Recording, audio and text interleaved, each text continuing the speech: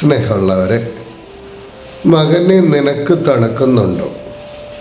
തികച്ചും സൗഹൃദപരമായിട്ടുള്ള ഈ ചോദ്യം ഇന്ന് സാമൂഹ്യ മാധ്യമങ്ങൾ ചർച്ച ചെയ്യുന്നത് മാനവികതയുടെയും സ്നേഹവായ്പിൻ്റെയും വലിയ കരുതലിൻ്റെയും ചോദ്യമായിട്ടാണ്. ചർച്ച ചെയ്യാനുള്ള കാരണം ഇംഗ്ലണ്ടിലെ വെയിൽസ് രാജകുമാരി കാതറൈൻ 3 കുട്ടികളുടെ അമ്മയാണ് അവൾ അർബുദ രോഗത്തെ ചെറുത്ത് തോൽപ്പിച്ചവളാണ്. അങ്ങനെയുള്ള കാതറൈൻ തൻ്റെ ആത്മവിശ്വാസം വർദ്ധിപ്പിക്കുന്നതിനും മറ്റുള്ളവർക്ക്, പ്രത്യേകിച്ചും ക്യാൻസർ രോഗബാധിതരായവർക്ക് പ്രത്യാശ പകരുന്നതിനുമായി ഒരു പ്രത്യേക ചലഞ്ച് ഏറ്റെടുത്തിരിക്കുന്നു. നാഷണൽ 3 പീക്സ് ചലഞ്ച് എന്നാണ് അതിൻ്റെ പേര്. അതിൻ്റെ അർത്ഥം ഇംഗ്ലണ്ടിലെ ഏറ്റവും ഉയർന്ന 3 പർവ്വതങ്ങൾ 24 മണിക്കൂറിനുള്ളിൽ കീഴടക്കുക എന്നാണ്. അങ്ങനെ 3ാമത്തെ പർവ്വതമായിട്ടുള്ള ബെൻ നീവസിൽ അവൾ എത്തുമ്പോഴാണ് അവിടെ ഒരു 11 വയസ്സുകാരനെ കണ്ടെത്തുന്നത്. ടെഡ് ഓസലാം എന്നാണ് ആ കുട്ടിയുടെ പേര്. അവന് ശാരീരികമായിട്ടും ഒരുപാട് വൈകല്യങ്ങളുള്ളയാളും വെല്ലുവിളികൾ നേരിടുന്നവനുമാണ്.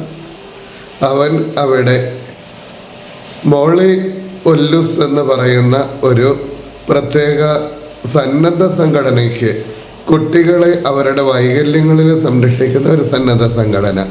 ഈ സന്നദ്ധ സംഘടനത്തിനു വേണ്ടി സാമ്പത്തികം കണ്ടെത്തുന്നതിനാണ് അവൻ്റെ മാതാപിതാക്കളും സുഹൃത്തുക്കളും ടെഡിനെ അവിടെ കൊണ്ടുവന്നിരിക്കുന്നത്. ഈ കുട്ടിയെ കാണുമ്പോൾ തന്നെ കാതറിൻ രാജകുമാരി തൻ്റെ രോഗത്തെയും താൻ കീഴടക്കിയ ഉയരത്തെയും ഒക്കെ മറന്ന് അവൻ്റെ അടുത്ത് ചെന്ന് അവനോട് ചോദിക്കുന്ന ചോദ്യമാണ്, മോനെ നിനക്ക് തണുക്കുന്നുണ്ടോ? ഇത് വലിയ കരുതലിൻ്റെ ഒരു ചോദ്യമാണ്. ഞാൻ നിൻ്റെ കൂടെ ഉണ്ട് എന്നതിൻ്റെ ഒരു പ്രത്യേകമായ പ്രകടനമാണത്. കൂടെയുണ്ട് എന്നുള്ള തോന്നലുള്ളപ്പോൾ നമുക്കിത്തരം ആരെങ്കിലുമൊക്കെ ചോദിച്ചിട്ടുള്ള ചോദ്യങ്ങൾ ഓർമ്മ വരും. രാജൻ കൊലക്കേസിൽ കുറേ കാലം അന്വേഷണമൊക്കെ നടത്തി ഒന്നും കണ്ടെത്താൻ വയ്യാതിരിക്കുമ്പോൾ രാജനെതിരെ അന്നത്തെ സർക്കാരും പോലീസ് മേധാവികളുമൊക്കെ അപവാദങ്ങൾ പരത്തുമ്പോൾ അദ്ദേഹത്തിൻ്റെ പിതാവ് പൊതുജനത്തോട് ചോദിച്ച ഒരു ചോദ്യം ഇതാണ്. മലയാളത്തിലെ ഒരുപക്ഷെ ഏറ്റവും മനോഹരമായിട്ടുള്ള കവിതയും അത് തന്നെയാണ്. എൻ്റെ മകനെ എന്തിനാണ് ഇപ്പോഴും മഴയത്ത് നിർത്തിയിരിക്കുന്നത്?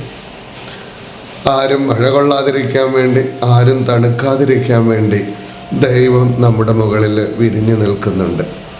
ദൈവത്തിൻ്റെ ഈ വിരിഞ്ഞു നിൽക്കുന്ന അവസ്ഥ, നമ്മുടെ മുകളിൽ വിരിഞ്ഞു നിൽക്കുന്ന ദൈവിക വ്യക്തിത്വത്തെയാണ് നമുക്ക് പരിശുദ്ധാത്മാവെന്ന് പറയാൻ പറ്റുന്നത്. ഈശോയ്ക്ക് പരിശുദ്ധാത്മാവിനെ പറ്റി പറയുമ്പോൾ 100 നാവുണ്ടായിരുന്നു. എന്തുമാത്രം പറഞ്ഞിട്ടും യേശുവിന് മതിയാകാത്ത തരത്തിൽ യോഹന്നാൻ്റെ സുവിശേഷം നമ്മളെ അത്ഭുതപ്പെടുത്തും. ഈശോ പറയും, ഞാൻ നിങ്ങളെ അനാഥരായിട്ട് വിടില്ല, എപ്പോഴും നമ്മുടെ കൂട്ടത്തിൽ ആളുണ്ടാകും അത്രേ. നമ്മളെ സനാഥരാക്കുന്ന ദൈവിക വ്യക്തിത്വമാണ് പരിശുദ്ധാത്മാവ്. നമുക്ക് തണുക്കാതിരിക്കാൻ വേണ്ടി, നമുക്ക് മഴയേൽക്കാതിരിക്കാൻ വേണ്ടി, നമുക്ക് ചൂടേറ്റ് വാടിപ്പോകാതിരിക്കാൻ വേണ്ടി നമ്മുടെ കൂട്ടത്തിൽ തന്നെയുള്ള ഒരു ശക്തിയല്ല, ഒരു വ്യക്തി തന്നെയാണ് പരിശുദ്ധാത്മാവ്. ഈ ആത്മാവ് നമുക്കുണ്ടോ എന്ന് ഉള്ള മാനദണ്ഡങ്ങളാണ് ഇന്നത്തെ സുവിശേഷത്തിൽ. ഈശോ 3 മാനദണ്ഡങ്ങൾ പറയുന്നുണ്ട്. 1ാമത്തെ മാനദണ്ഡം എപ്പോഴും എന്നുള്ളതാണ്. എപ്പോഴും നിങ്ങളോട് കൂടെ ആയിരിക്കാൻ, എപ്പോഴും കൂടെ ആയിരിക്കുക എന്ന് പറഞ്ഞാൽ ചില സമയങ്ങളിൽ മാത്രം ഇല്ലാതിരിക്കുക, ചില സമയങ്ങളിൽ ഉണ്ടാവുക എന്നുള്ളതല്ല. സഭയുടെ ആരംഭം എവിടെയാണ്? സെഹ്യോൻ ഊട്ടുശാലയിലാണ്. പരിശുദ്ധാത്മാവിനെ കാത്തിരുന്ന 120ഓളം ആളുകൾ പരിശുദ്ധ അമ്മയോടൊപ്പം. അവരുടെ ഇടയിലേക്ക് പരിശുദ്ധാത്മാവ് വന്നില്ലായിരുന്നുവെങ്കിൽ അവരൊരു പക്ഷേ അവിടെ തന്നെ ഇരുന്ന് പ്രാർത്ഥനയിൽ ജീവിതം കഴിച്ചേനെ. അതല്ല എങ്കിൽ സാധാരണ മനുഷ്യരെ പോലെ അവർ വല വീശാനോ മറ്റ് ജോലിയെടുക്കാനോ ഒക്കെ പോയേനെ. പക്ഷേ ആത്മാവ് വന്നപ്പോൾ തീ പിടിച്ചവരെ പോലെ അവരെഴുന്നേൽക്കുകയാണ്. പത്രോസാണ് പറഞ്ഞത്, ഒരു വേറെ പെണ്ണിൻ്റെ മുന്നിൽ ഞാൻ അവനെ അറിയില്ല. അങ്ങനെ പറഞ്ഞ് പത്രോസ് അവനെ ഏറ്റുപറയാൻ തുടങ്ങി. നഗരവീഥികളിലേക്ക് ഇറങ്ങി അവനെപ്പറ്റി പ്രസംഗിച്ചു. അവൻ അറിയുമെന്ന് മാത്രമല്ല, നിങ്ങളും അറിയണം. ചരിത്രം അറിഞ്ഞവനാണ് യേശു ദൈവത്തിൻ്റെ പുത്രൻ എന്ന്, ഇനി അവനിൽ വിശ്വസിച്ചാൽ രക്ഷയുള്ളൂ എന്ന് പത്രോസിൻ്റെ പ്രസംഗം കേട്ട് 3000-ഓളം അധികം ആളുകളാണ് അവിടെ മനസാന്തരപ്പെട്ടത്, സഭയിലേക്ക് വന്നെന്ന് നമ്മൾ വായിക്കുന്നുണ്ട്.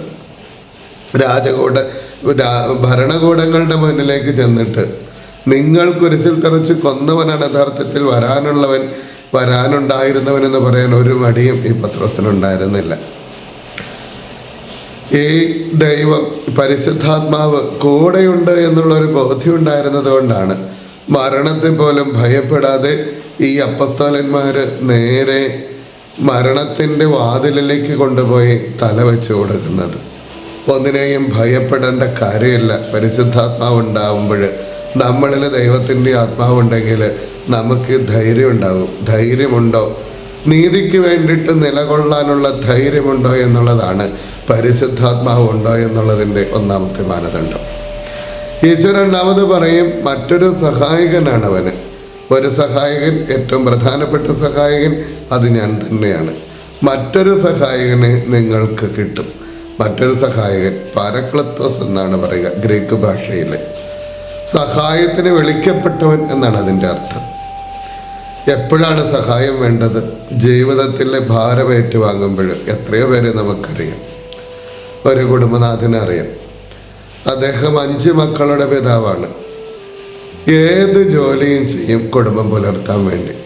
ഓട്ടോറിക്ഷ ഓടിക്കൽ മുതൽ തടിച്ചുമട മുതൽ. കാരണം അദ്ദേഹത്തിൻ്റെ മാതാപിതാക്കളും അദ്ദേഹത്തിൻ്റെ മക്കളും എല്ലാം കൂടെ 9 പേരുണ്ട് ആ വീട്ടിൽ. ഒരാൾ കൊണ്ടുവരുന്നത് കൊണ്ട് വേണം 9 പേര് കഴിയുന്നതിന്. പക്ഷേ അയാൾ പറയും, ഒരു ദിവസം പോലും എനിക്ക് കുറവ് വന്നിട്ടില്ല, ദൈവം നടത്തുന്നുണ്ട്. ഈ സഹായം എങ്ങനെ ഒക്കുന്നു എന്ന് ചോദിച്ച് നമുക്കറിയില്ല. എവിടെന്നെങ്കിലുമൊക്കെ ആവശ്യമുള്ള സമയത്ത് ആവശ്യമുള്ളത് തമ്പുരാൻ കൊണ്ടുവന്ന് തരും. അങ്ങനെ തരുന്നുണ്ട് എന്ന് നമുക്ക് ബോധ്യമുണ്ടെങ്കിൽ ആത്മാവ് നിറഞ്ഞവരാ നമ്മൾ. ദൈവം നമ്മളെ വെറുതെ തള്ളിവിടില്ല. ഏറ്റവും പ്രിയപ്പെട്ട ആളുകൾ മരിച്ചുപോയി കഴിയുമ്പോൾ പോലും നമ്മുടെ ഉള്ളിൽ ആ ഒരു ശൂന്യത രൂപപ്പെടുകയും കുറച്ച് ദിവസങ്ങൾ കഴിയുമ്പോൾ ആ ശൂന്യത ദൈവവിശ്വാസത്താൽ നികത്തപ്പെടുകയും ഒരാളുടെ കൂടെയാണ് നമ്മൾ, ദൈവത്തിൻ്റെ കൂടെയാണ് നമ്മൾ, ഇനി നമ്മൾ ആകുലപ്പെടേണ്ടതില്ല എന്നുള്ള ഒരു വിചാരത്തിലേക്ക് സ്വാഭാവികമായിട്ട് നമ്മൾ കടന്നു വരികയും ചെയ്യുന്നുണ്ടെങ്കിൽ പരിശുദ്ധാത്മാവ് നമ്മുടെ കൂടെയുണ്ട്. ജീവിതത്തിൻ്റെ ഭാരങ്ങൾ ഏറ്റുവാങ്ങുമ്പോൾ സഹായിക്കാൻ ഒരാൾ കൂടെയുണ്ട് എന്നുള്ളൊരു ബോധ്യമുണ്ടെങ്കിൽ. എത്രയോ പ്രാവശ്യം നടുവിൻ്റെ ഓപ്പറേഷൻ കഴിഞ്ഞ ഒരു സ്ത്രീ, അവൾ തൻ്റെ കുടുംബത്തെ പോറ്റുന്നതിന് വേണ്ടി ഏന്തി ജോലിക്ക് പോവുകയും തൻ്റെ കുടുംബത്തിന് വേണ്ടതൊക്കെ നേടിയെടുക്കുന്നതിന് ദൈവം കൂടെ നിൽക്കുന്നതായിട്ട് അവൾക്ക് ബോധ്യമുണ്ടാവുകയും ഒന്നിനും കുറവില്ലാതെ ദൈവം സംരക്ഷിക്കുന്നുണ്ട് അച്ഛ എന്ന് പറയത്തക്ക തരത്തിൽ വിശ്വാസത്തിൽ ആഴമുണ്ടാവുകയും ചെയ്യുമ്പോൾ അവളിൽ ആത്മാവുണ്ട് എന്ന് നമുക്ക് പറയാൻ പറ്റും. ഈശോ പറയും, എന്നും കൂടെയുള്ളവനാണ്, എന്നും എല്ലായ്പ്പോഴും ഉള്ളിലുള്ളവനാണ്, നിങ്ങളുടെ ഇടയിലേക്ക് ഞാൻ അയച്ചു തരും.